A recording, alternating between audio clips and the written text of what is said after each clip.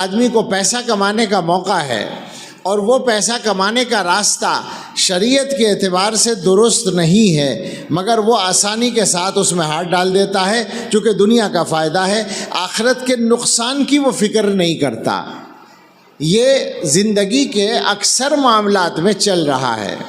تو پہلی گڑبڑ ہم سے یہ ہو رہی ہے کہ ہم نے بیلنس الٹا کر دیا ہے، معاملہ خراب کر دیا ہے، دنیا کو نمبر 1 پر لے آئے، آخرت کو نمبر 2 پر لے گئے۔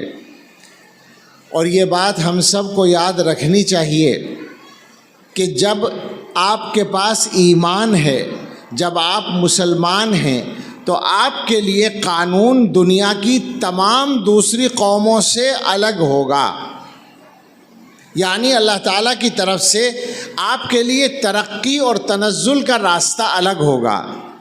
وہ ترقی کا راستہ قرآن ہے، قرآن پر عمل ہے، اور تنزل کا راستہ اس سے منہ موڑنا ہے۔